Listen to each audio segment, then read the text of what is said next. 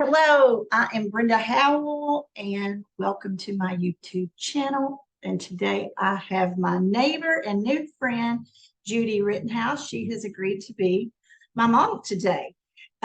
She came over for a makeover last week, and we started the skincare. So tell me, what do you think about the skincare, Miss Judy? I can definitely tell a difference. My skin is softer and smoother. And I actually made the decision to stop using the products I've been using and then just strictly use the Mary Kay. So feeling better. So we've already cleansed up. We've already cleansed up here today. Okay, it's in a little bit because we're going to do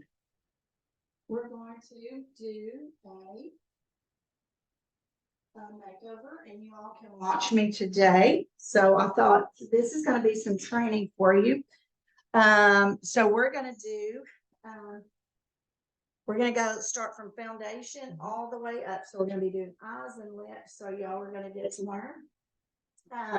So you won't see me as much as I just want you focused on this beautiful face. So just tell me a little bit about you, Judy, what you've done before. So you worked for the federal government for 31 years, retired 14 years ago. Can't believe it's been that long. So like Brenda said, I'm a neighbor, live down here, been down here for a few years, and love this area.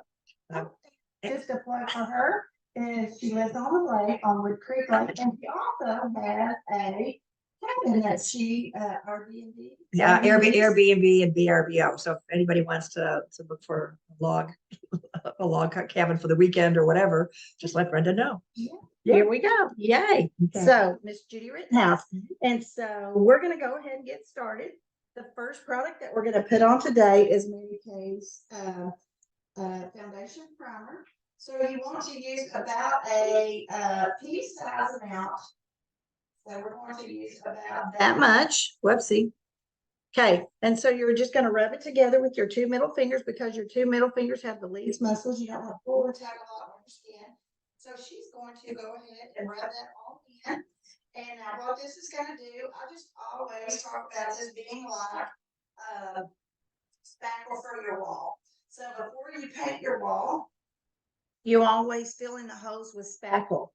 And so we are just filling in the pores so they're going to appear smaller. It's also a magnet for your foundation. Okay. So it's going to hold your foundation on for like 8 to 10 hours longer. And so all you do is just after you've cleansed and you've moisturized or done your serums and all that, you just are going to apply this to hold your foundation on longer. Next thing is you want to make sure that you're always using clean tools. Okay, so we're going to use the foundation brush, the liquid foundation brush, where you always want to make sure you wash your brushes at least a couple of times a week. Because if they're not clean, they're not going to perform as well.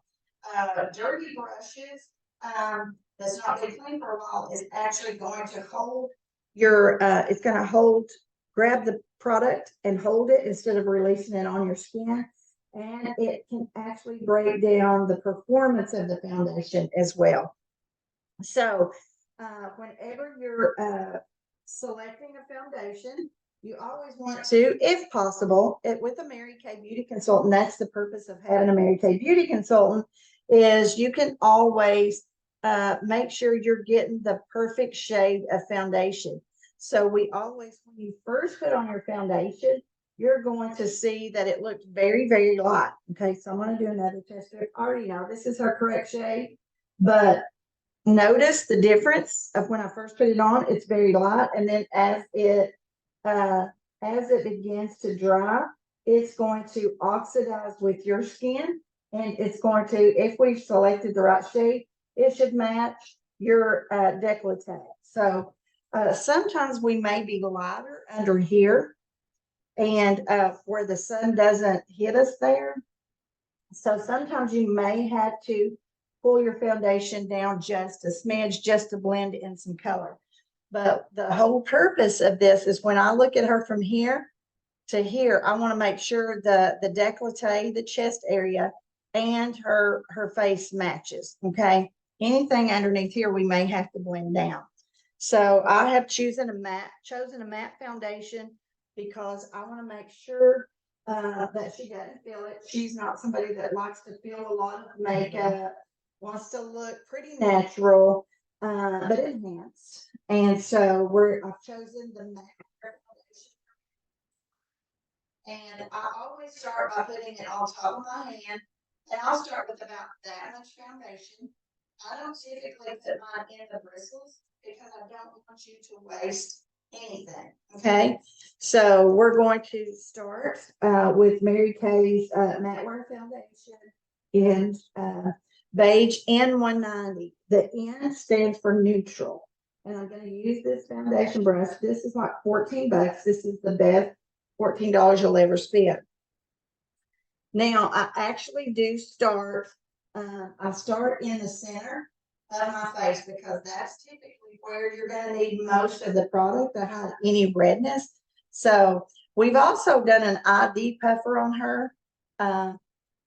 So you always start with a clean, dry eye to put that on. Wait 15 minutes. And then you can put your ID puffer on. You can put foundation on over the deep puffer. Okay. So we've already done that. Now, the thing about this brush is it has great angles.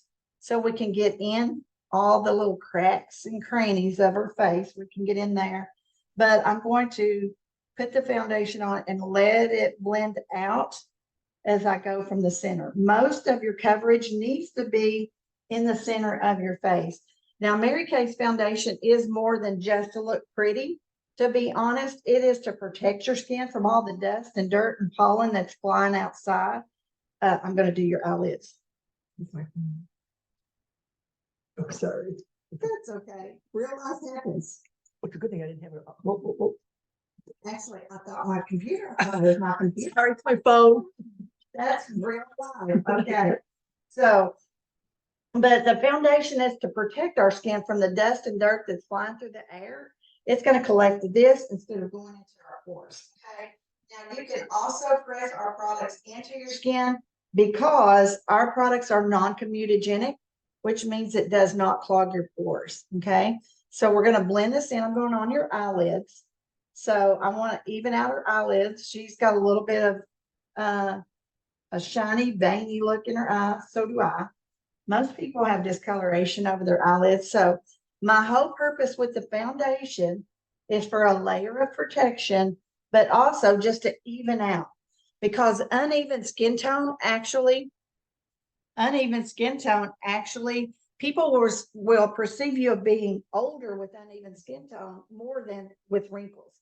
So we want to make sure that we are evening out that skin tone. Okay, so there we go. So just a little dab of do ya? And if you feel like you need more, are you good with that coverage, or do you want me to add some more? Are you good? Okay. Now, this is not a have-to, so I just did the Mary Kay liquid foundation with the Mary Kay foundation liquid foundation brush. Okay, and primer beneath that. Now, this is something that I personally add to my regimen is the not translucent, I'm so sorry, the setting powder. So the difference between setting powder and translucent powder is this actually has some color. So I'm going to do just a tad more color to her face. So I always put the powder in the brush and then I come and tap it. Now, typically from your brush collection, you would want to use the all over color brush for this application. I just have some previous brushes that I still use for my makeover. So now we're going to take this setting powder and we're going to press this into the tissue as well. So we're going to you don't want to dust, because dusting it across your face is actually just going to set on top of the skin, blow off, and not really work. So we're going to press this in, and I love this. For me, this is just another layer of foundation, and it gives me this matte look, and I just love this. Okay, so we get a little in the brush, see that? So we get that, and you have to push it. Don't go straight from the from your little canister straight to your face. You want to push it into the brush, and then you're going to come and we're going to start to, okay, can you see it flying? That means I got too much in my brush. This does have a sifter, which Brenda Howe forgets to close. And then this is the results. See how much powder's in that? Do you not need that much in your sifter? If you close it, it wouldn't do that, but I forgot to close it. And I travel with this, so that means it gets everywhere. Okay, so I'm doing the mineral or the setting powder. Okay, I'm just pressing this in. Now, okay, there we go. Now, before I set this, I'm actually going to show you how to do some contouring, okay? So we're going to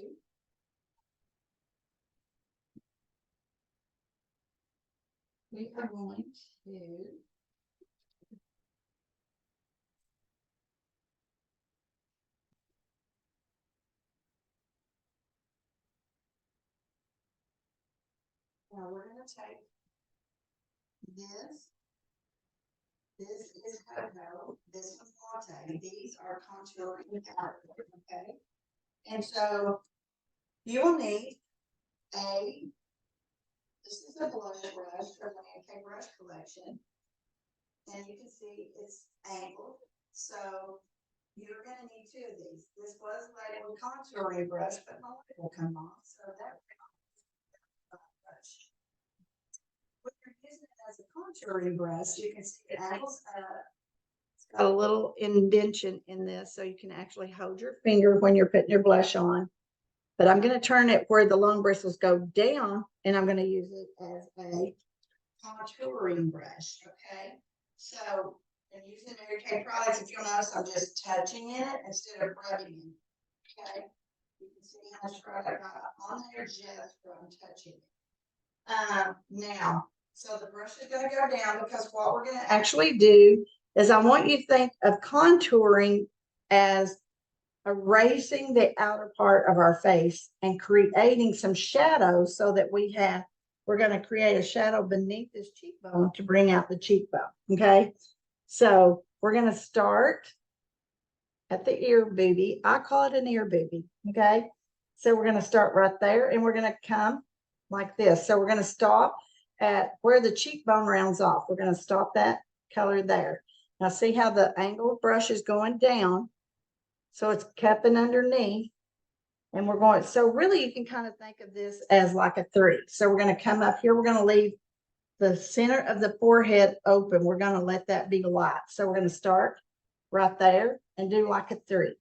Okay. So here, and underneath along that jawbone. Okay. So just kind of think of erasing the outer part of our face, because what we really want when we do contour is we're really wanting people to see the center part of our face, because we want them to see our eyes and our lips. That's going to be our focal point. Okay, so we're erasing this. I think that's just the easiest way to teach you. It makes sense to me. I try to do what makes sense to me. Okay, so we're going to angle in here. Oops, I didn't show what it looked like, did I? Well, too late. Okay. So, and you're going to want to make sure, because we don't want racing stripes. Racing stripes are for cars. So we want to make sure that we're blending all of this out. So we're going to blend, kind of almost like circular, so that it blends it out and it's not a stripe. So we're coming like a 3, remember? Now in the few, we're going to use, now using, the reason you want to make sure that you have a different brush is because when you come back to use this for contour and it has blush in it, then you're just going to put color that's going to draw attention to people, what you don't want people to see. So this is why we have to have 2 brushes, one for a contour and one for blush. Unless you want to clean your brush after every use, okay? Because you'll pick it up and then run your effect, okay? Makeup is just creating honestly, think about makeup as creating illusions on your skin. Okay, so that's what we're doing is we're just creating shadows that we once had that we possibly could not have anymore. Okay, so there we go. That's our contour, and then at the end I will come with so I'm going to use I'll use this for now and create some. I'm putting a light ivory powder here, but I typically will put light ivory concealer, and then we'll do the eyes and all that at the very end. So I'll come back to that. But I'm going to go ahead and use some translucent powder to set all that we've done thus far. Okay. So this is translucent. It's just a light, silky powder. Dust it off. See how much gets in the brush. So you just dust this off. I do like to still come back to my lid and see how much more came out. So there was a ton of powder in there that you didn't necessarily need. Once again, forgot to shut my scepter. Don't inhale. Do not. Okay. So don't inhale this powder. Okay. Now we're going to use this. We don't have to worry about this accentuating our lines or anything like this. Our translucent powder actually has fillers, so it's going to help to fill in, create an illusion, and throw attention because of the light. It's going to throw attention away from the wrinkles. Okay, so I'll typically just start here and press. Now I'm going to give you another little tip: is if you will dust the translucent powder on your lashes, because your lashes have natural oils in them that causes your mascara to not dry. So if you have a problem with your mascara getting underneath your eyes or whatever, it could be that you need to absorb that oil so that it lets that dry. Okay, so just a light coat of, I'm going to go over that just to make sure I get enough on those lashes. So, and it actually is like, it will actually be like something that helps build your mascara too. So I love it. Even in between coats of mascara, you can do a layer of this. Okay, so now we are ready for eyes. So I'm going to stop this video. I'm going to stop this video and come back and have a whole different video, because this is also going to be for Judy's personal use, that she wants to know something. She don't have to watch a whole video. She can just come. So you two can watch just whatever video you need. All right. So this is the end of foundation and highlighting and contouring. See you on the flip side.